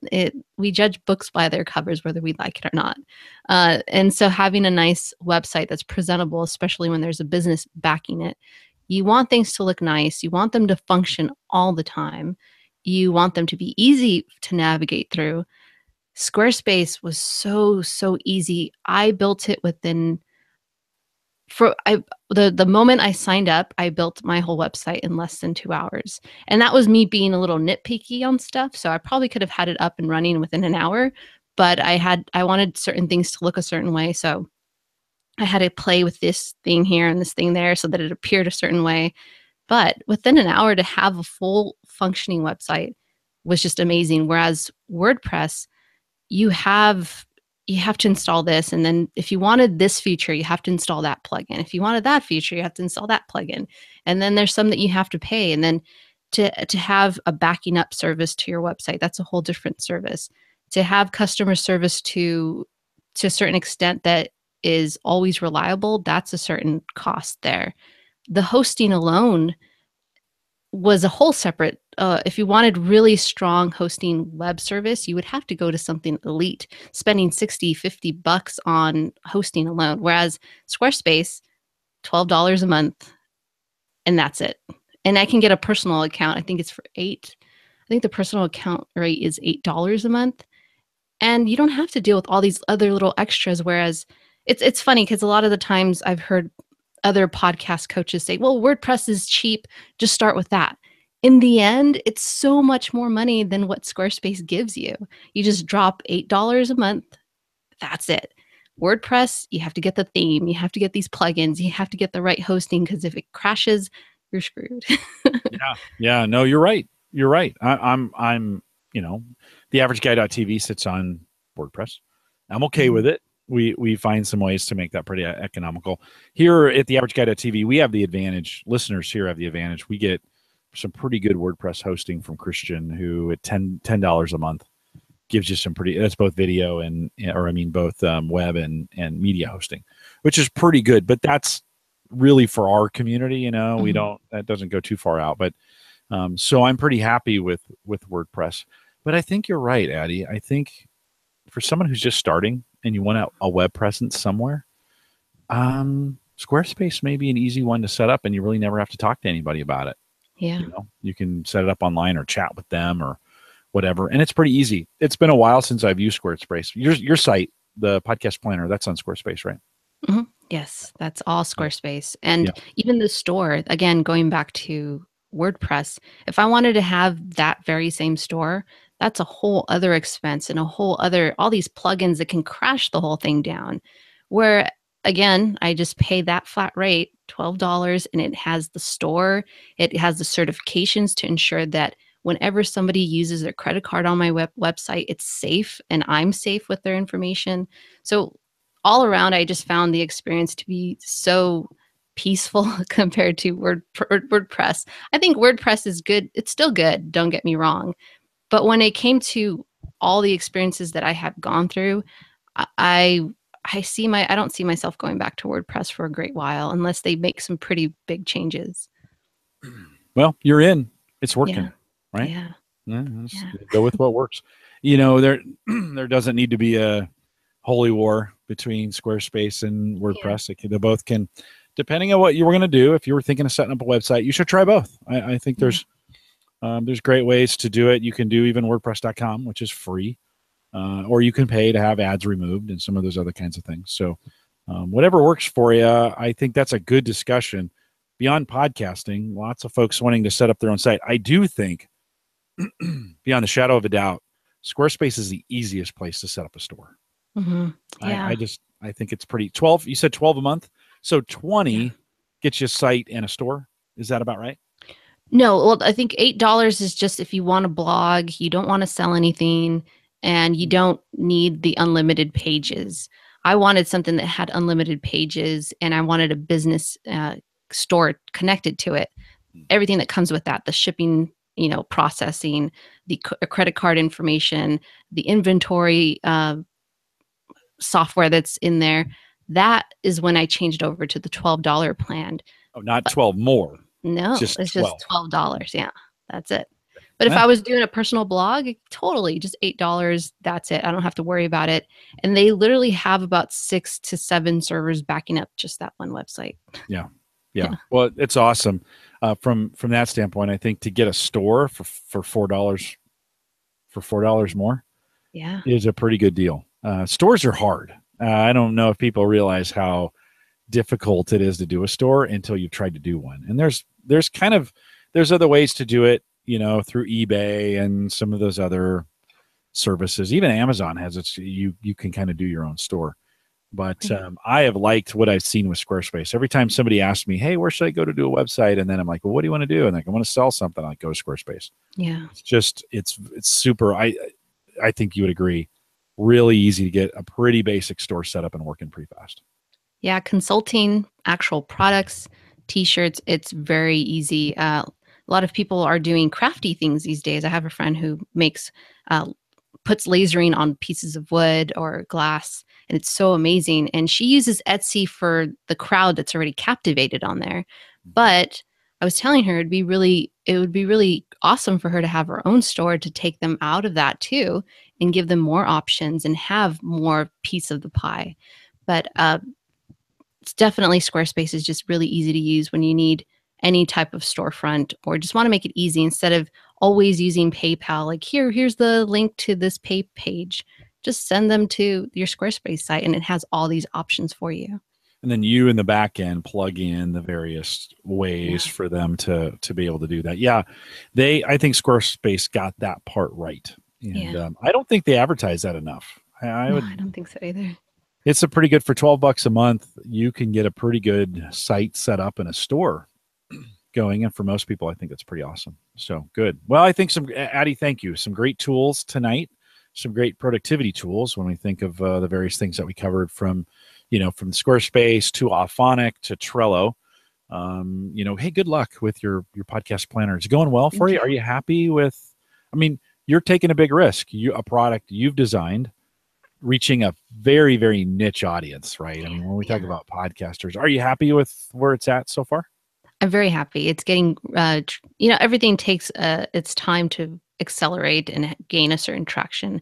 It within the less than a year, it has grown a lot. So I'm really happy from where it's at. When it started, I think it launched mid-January to October. I'm really amazed the traction it's getting with podcasters and those that are interested in podcasting. And then entities like schools are starting to get interested in the product. So it's really been fun. Does Squarespace? Emily's asking if Squarespace has an affiliate program. Do they take? I wish they did. Okay. Well, that's all right. Sometimes we just say nice things about services because they do pretty well for us. So, well, really cool. Well, I was excited when I touched base with you again at Podcast Movement, and we got a chance to catch up on the work that you're doing with Podcast Planner. And I think a very helpful tool for a lot of podcasters who are not only just getting started, but are maybe midway through and kind of wondering, they're 60 shows in and they're like, hey, what's next? Like, what do I do next? And maybe some of them don't need to have next shows, but some of them do, right? There's some great things for them to do and to do out there. And I think you've got some great material for them. I have really enjoyed listening to your podcast. Again, they're very, very short. Go to thepodcastplanner.com. All the links are available out there if you want to get subscribed to it. 6 minutes, give them a shot. Give Addie a shot and just see if you like it. They're very well done. Unlike this show, they're very well done. So Addie, nice job on this show. I love this show. And I always like coming on the show too, because the chat room is always lively. They're very generous. And Emily, thank you so much for coming out. And Kevin, I don't know what is that, Pete? Yeah, that's Pete. PDD was out earlier. Yep. Pete, Lapta, Tony, Ken. Yeah, no, I think it's the best chat room in the world. I really do. It's super manageable and they're super knowledgeable, and these guys come out every week, and so we appreciate you. I'm doing that. Addie, hang tight for me 1 second. Let me wrap things up, and then we'll stay around for a little bit of post show. Remind everyone, don't forget t-shirts coming out. Sign up for the newsletter. Go to theaverageguy.tv/newsletter to get signed up. There's also links all around the site to get signed up for it. So the first link to the t-shirts, Lopta was asking me what colors. You're going to pick some colors, right? Do you have some off the top? You had a blue and a black and a gray, right? Pretty standard colors, don't you think? Yeah, the standard colors, black, dark. There's going to be a darker gray. They call it heather, and then there's going to be a blue. The other ones, I'm not too sure, but there'll be 2 other special colors.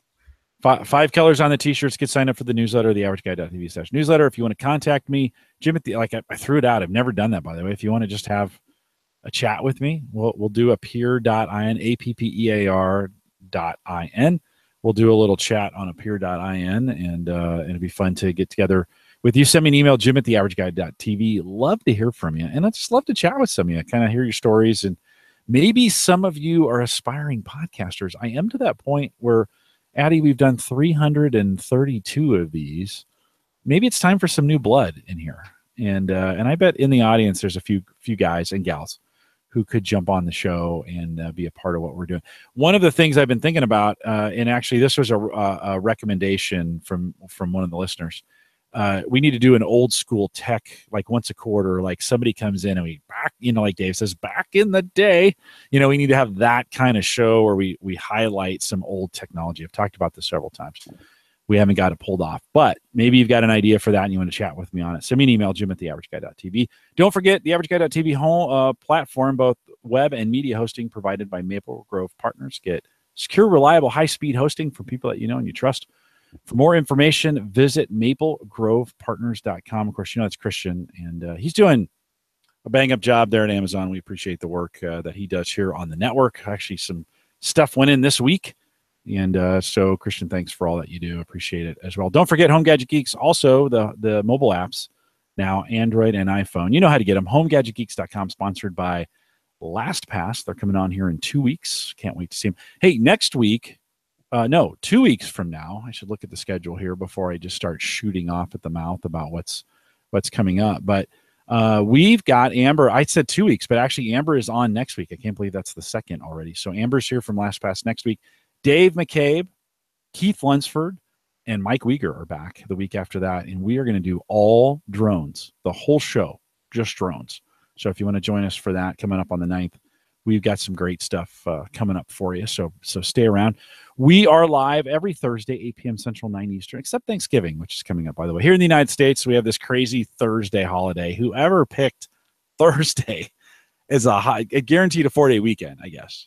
I never did. No, Sarah's shaking her head. No, doesn't guarantee a 4-day weekend. I think she's going to have to work on Friday. Whoever picked Thursday for Thanksgiving, like, what were you thinking? That should have been on a Friday, for God's sakes. But Thanksgiving's coming up, at least here in the United States. Even if you're not in the United States, you should just consider it a holiday. Just take it off. Say they're partying in the U.S. We're thankful too. Just take the day off. I'm sure your boss will understand. But we are out here every Thursday, 8 p.m. Central, 9 Eastern, out here at theaverageguy.tv live. We're right up at the hour 20-minute mark. With that, we'll say goodbye, everybody. Addie, thank you. No, thank you for having me. Yeah, no, a ton of fun. That little weird blip in the middle was sure weird. I'll have to go and cut that one out. But it's Lopta says he's firing some party poppers to make the chat room seem more lively. It is a good chat room. A little thin tonight, but it is a really good chat room. I love having Emily out here, and Ken is always a faithful Schoonover. Although Schoonover says he's there, I don't think he is. Kevin, you're not there, are you? I haven't seen him say anything out there. I know Lopta's out there. He's been chatting with me. So I think Lopta brought up LTO. I've never heard of that before. I think he was joking. Oh, I think Lopta is he's got some old school tech in his background. Cool. And I don't know what it was either, so maybe he can explain that in the chat room. I think the old tech segment would be really cool. The other day I was in the garage and I saw one of my old cell phones. It's like a little square thing.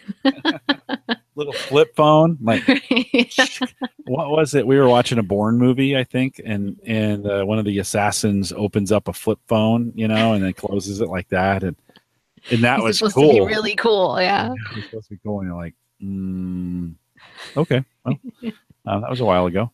But you know what? To be honest, to go back to your discussion, there is when you were talking about simplifying things, like you don't, why you don't do Facebook and stuff.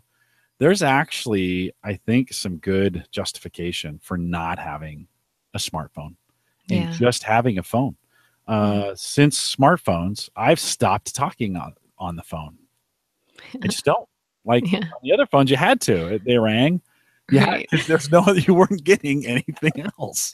My mom used to get so mad that I wouldn't call her, and now she only communicates through text, and I'll call her, and she's like, "Did something happen?" "No, I just wanna talk to you." Isn't that funny? Yeah, We things have we've been changed. using Voxer. Have you ever tried Voxer? It's got that I haven't. walkie-talkie. I've heard of it though, yeah. It's pretty cool. But we for a while we're using Voxer. We have a family Facebook Messenger group that's always on. Like I was getting dozens of. Oh, he wasn't joking. He said LTO is a modern tape backup. Mm, So there you go. okay. It's been a while Cool. since I've done tape backup. Um, but so I was getting the family was communicating to me, not to me, but they're having family chat going on while we were talking, and so yeah, I can't remember the last time I just called one of my kids. And that's so odd. Like Yeah, it's like we just message, right, So I don't know. It's right, maybe now you and I don't feel that way because we're talkers, right. but but uh, although I hate talking on the phone. Yeah, it's a little something. The distortion, right? The distortion and, "Can you hear me now?" 'Cause that's the funny thing, as much as smartphones have advanced, no one's ever perfected the actual reception of vocalization on them. I know. Can you Yeah, hear me? Can yeah. you that they don't okay, remember these well, you probably don't. You were probably young. But when we had phones that were on the wall and they were wired and you picked them up and you could only walk 5 feet from the phone, you would go, hello? And the other person would go, Jim. And you go, hey, what's going on? And you would have this conversation. Not once did you ever say, can you hear me? Like you just never said that. Like Right. it worked every single time. Now that's not always true. There were times when you get a weird signal, the phone company was having trouble, whatever, right? But I Mhm. can't ever remember picking up the phone and be like, "Can you hear me?" Yeah. We say that like when I interview people at work, we'll use a Skype call, and I make them use video because I want to see them. And so the very first thing, hey, how's it going? Good. You don't say hello anymore. You Yeah. don't go hello uh, like you used to. I'll say, hey, good morning. Can you see me? And then can you hear me? And that has become the new greeting. Yeah, Can you hear me? right? And I think that's bad. Yeah, I'm not a big fan of that. Can you hear me? Can you hear me now? Can you hear me right. now? Can you hear me now? You cut out. You gotta repeat that. We have a problem at work where about every 2 or 3 minutes the port closes, and so Mm, the video it closes an audio port, and so the video keeps going, but the audio cuts out. And if I'm doing a call like this, and I'm talking for any more than a minute, which is very possible, then the person on the other end goes, like, hey, I can't, this is an interview. It's an important thing. And I just, yeah, it drives me insane yeah. that we have these kinds of problems. For 1 year, I just made everybody go through Google Hangout. Yeah. I said, I'll send you the link, make sure I have their email address. I'll send them the link 5 minutes before the call. Um, I think I may switch over to the Sapir.in for that Yeah. and go that route to just say, here it is. Here's my Appear number. Just call me there. I'll be there. I'll have to test that at work. What I don't recall about appear.in is if there's a chat to it or if Yeah, you can there do is. some. Okay, okay. Yep. Yeah. For the people Awesome. that are there. Yeah. Um, yeah. It's super maddening Yeah. when that technology doesn't work. Yeah. I'm so used to this, or with the exception of that weird whatever we had in the middle. Mhm. It works 99% of the time. And then when you jump on a technology that doesn't work, it's just so maddening. Yeah. Bandwidth or And the type of investment that you put behind it. Emily said if I want to test it, let me know. I bet she can get great video of it through. Yeah, I bet you can. Yeah, Emily, I would not doubt that using OBS. I'm just resistant. I shouldn't be, but I am resistant to taking that step to OBS. I know I need to do it. You're not doing, Addie, you're not doing any video at this point, right? For your podcast? No, there will, as I brought up in the show, there will be video and Facebook Live coming up. Oh, yeah. Only to kind of give to that audience that's there. But other than that, it's not in my plan. I know a lot of people are going all out on the video production and having a vlog and all that stuff. I don't think my audience needs that. I think it just would be really nice to check in on them on Facebook Live every now and then. Yeah. Yeah. I don't know. Still skeptical about Facebook Live. You know? Yeah. I don't know. I'm not sure I'm ready to declare it ready for prime time. Yeah. And so I don't know. What do you think? I don't know. I'll have to give it a try. That's coming up. I'll have to see how the whole process goes. And then I'll have my 2 cents. Yeah. Well, I don't know. I am definitely in a podcasting rut from technology. I like exactly what I do, the way I do it. I don't feel like I need any changes. The system works. And then as soon as I do that, I want to scream, "Get off my lawn." You know? Yeah. And so it's one of those kinds of things. It's like, have I become, 5 years ago when I first started doing this, I was one of those crazy guys who was doing video long before most podcasters used video. Mm-hmm. We were broadcasting on Ustream early, right? I mean, I was one of those early adopters, and I thought I was so cool. And then I got everything working, and then for 4 years, I've done it exactly the same way. Well, there was that little blip with Blab where we tried that for a while, but I haven't really changed much, and that kind of worries me a little bit. It's like, have I become the old man who doesn't want to? I mean, like, what do you feel like it needs to be added, though? Like, I think this is really what you have is enough. But yeah, well, but I could do multiple camera angles. I could be broadcasting live to Facebook Live at the same time. If I used OBS, I could be doing it here, and so I could add. And there's some things at work I could be adding. Oftentimes they ask me if we could do slide shots, and I can do those here. It's just not as clean. And so I think I could pick it up a notch, even though Lopta says if it ain't broke, don't fix it. He's right. I mean, that's Lopta. That's kind of that's kind of the mantra I have lived under for a while. I mean, it does seem to be working. However, we have not grown a listener in 3 years. I have the exact same numbers today, although I know I've had some leave and some come. We're at the exact same numbers. Thanks, Ken. Ken says he agrees with Lopta. You got a great setup. Yeah, it works okay. But we just haven't grown the show. I mean, now my definition of success does not depend on my number of listeners. So my definition of success is the chat room tonight. Like that. These are my most important. These are my most important family right here. This matters. Agree or disagree on what we talk about. These are the most important people to me, is these chat room, and for the really active folks who send me emails. I think of Neil and some of those who send me emails all the time. That stuff really matters, right? Those the folks that interact with me. But Emily says that we're the t-shirt. She's the t-shirt people. The chat room, t-shirt people. So it is one of those things where if it's not broke, don't fix it. But or is it holding back? Are we being held back? And then that you have to ask that question: does that matter? Like, does it matter if the audience is growing or isn't growing? We'll probably talk about that a little bit more in school podcasting this week, but because if success is measured on the amount of growth that I haven't grown in 4 or 5 years. It's stayed pretty consistent, 1,000 audio downloads.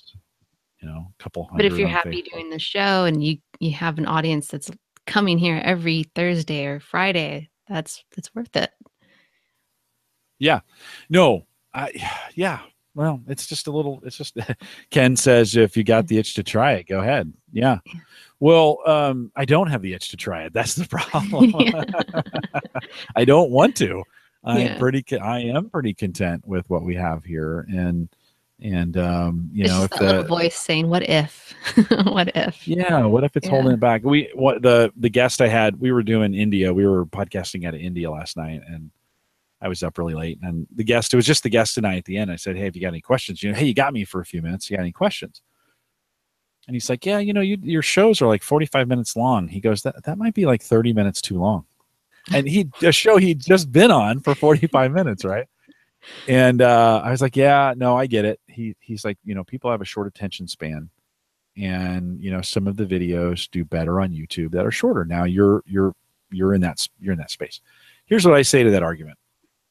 When we make 45-minute videos. The average listen time on YouTube's, I think, 2 minutes 13 seconds, something like that. Could be even less now. We get 13 minutes average on our videos, which is just dynamite, right? I mean, that is incredible to get an average listen time of 13 minutes on our videos, which tells me that when people lock in and they're engaged, they're listening to the whole thing. Right. So if that's the case, do I really need to bow to the pressure Dave always says there's no such thing as too long, just too boring. Right. And it's that's somebody else's quote, but it's, I kind of wonder, we've had a lot of discussion about lately. So Carl Newport wrote this book called Deep Thoughts, Deep Thinking, Deep work. Deep Work. That's what it's called. So Carl is the son of Frank. I podcast with Frank at Gallup, which is really cool. So I've never met Carl, but it's getting to be a real popular book.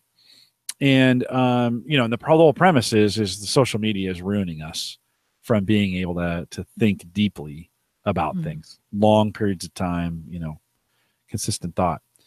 Well, by me creating a 3-minute YouTube video, is that adding to the mix? Like, am I, can you say it in 3 minutes? Yeah. Could it be more meaningful if it was 45? Maybe. Yeah.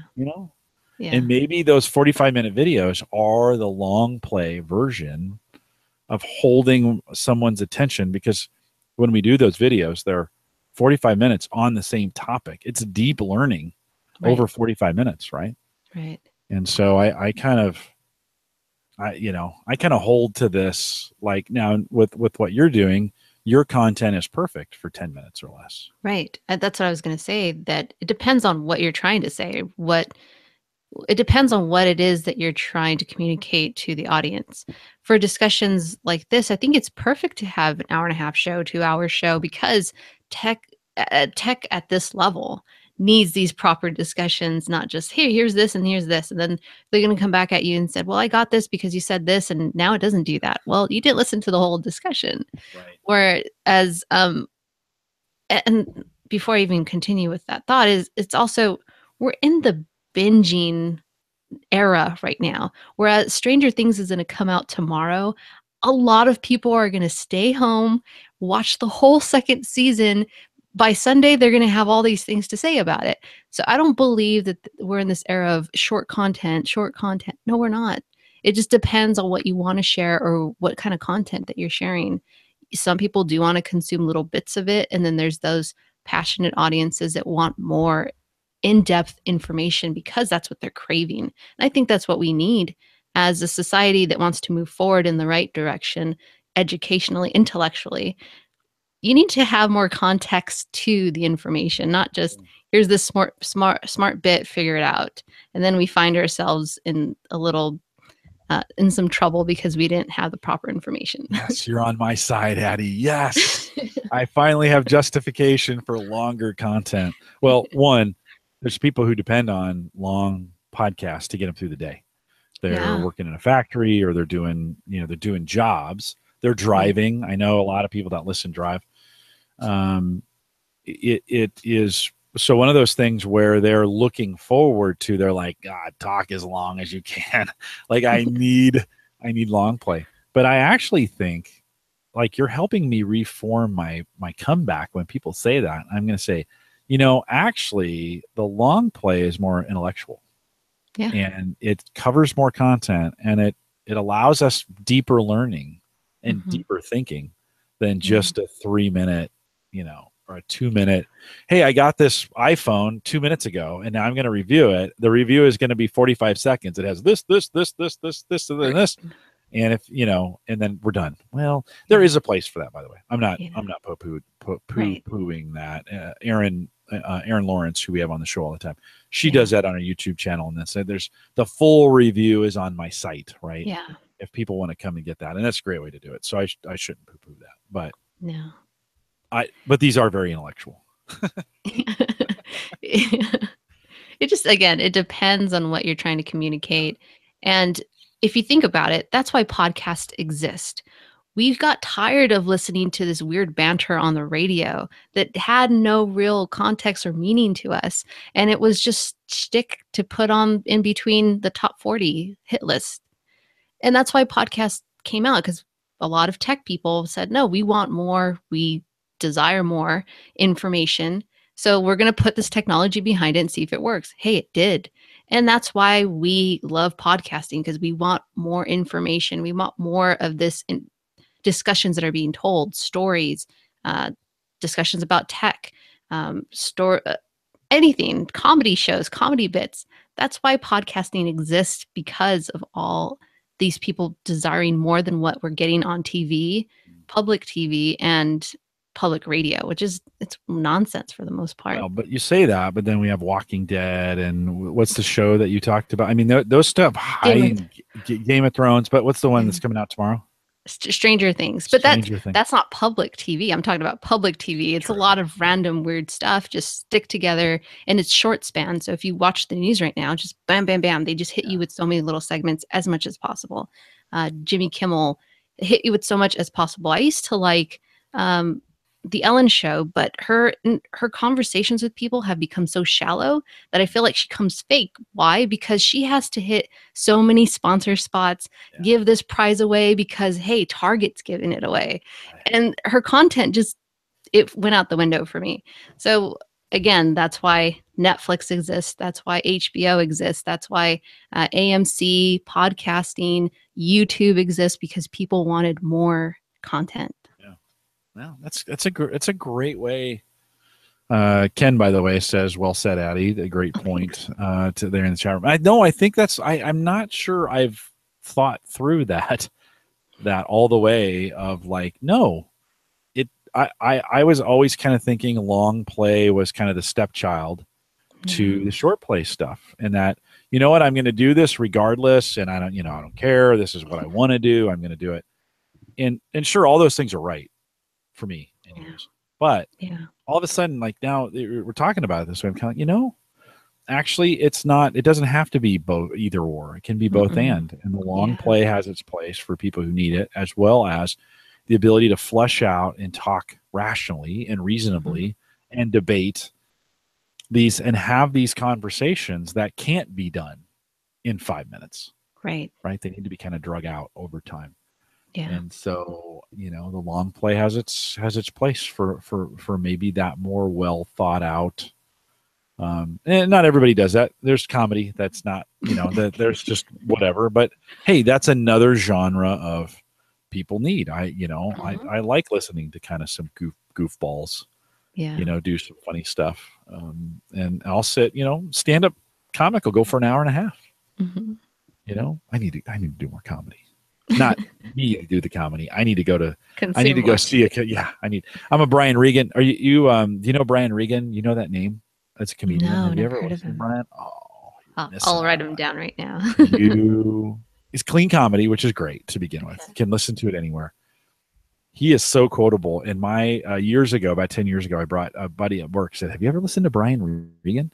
And I was like, "No." He's like, "Oh, how has that happened?" So we started listening to him, and now we quote Brian Regan all the time. It's just he is added into our family consciousness, Cool. So, but he is a great because he's clean. You can kind of go. You can take the whole family. and he is super. Yeah, he is super good. Ken says, look up the eye exam skit. That's the get started, or Cup of Dirt. He's kind of most famous for that Cup of Dirt skit that he has. But I think the eye exam, it's pretty funny when when was the last time you got your eyes checked? How long ago since you've been to the July? Okay, so pretty recent. Right. Did they have kind of the new equipment that they're doing in it, or was it still the old one where they're like this one or this one, this one or this one? Was it which one? A or B? For the most part, their technology was pretty recent. Up until that part, it's the flip. Yeah. They have some new ways. They've got some new equipment. The shop code that I go to down here is going to get some new equipment. But when he talks about this eye exam, I swear to God, he has been in every eye exam that I've ever been to, and I just laughed. So if you like that kind of the self-deprecating kind of humor kind of thing, you'll like. Louis C.K. kind of fits into that, although he uses a little more language probably than I like. But cool. I'll check him out. I wrote him down. Brian Regan. That's he is Regen, just like, or maybe it's A-N. Hold on, I think it's Regan. Well, hold on. I should know this. Now I feel stupid. R-E-G. Yeah, A-N, like the president. Cool. President Reagan. Addie, thank you for coming on tonight. So good to catch up with you. I'm looking forward to working on these T-shirts with you. This is going to be a ton of fun. I'm glad you're on the Home Gadget Geeks team. There was some concern from Emily that they were going to say the average guy on them somewhere. No, we're not putting the website because technically, what I probably need to do is fix my home. Well, you can kind of do it today. If you go to homegadgetgeeks.com. That's my mobile page that it's got the Android and the iPhone buttons on it. It looks exactly like our website, and you can get to the banner. It looks exactly. So if you clicked home, it'll take you over to the averageguy.tv. I don't necessarily know if I want the T-shirts to. I mean, yes, there'll be a little advertising, but I don't know if I want them to be. I don't know if I want them to have necessarily I don't want them to be advertising. I want people to wear them because they want to wear the logo, right? So. Yeah. It'll be the Home Gadget Geeks logo. And you showed me a few samples. I think it's going to look pretty sharp. I think so too. I like it. I'm excited for it. And you don't have to worry, Emily. It doesn't say guy or anything like that. She says if it says the average guy, I wouldn't do that brand again if I had a choice. I'm way too deep into this thing to change the averageguy.tv to something else. But I wouldn't do it again. I sometimes went, Guy, just for that reason. Guy. Oh, that's so stupid. No, that's so stupid. Okay. Addie, thanks for coming out. I will let you go. Guys, hang tight for me for just 1 second. If you're listening in the chat room, thanks for coming out tonight, guys. And we'll see you back here next week with Amber from LastPass. We'll see you.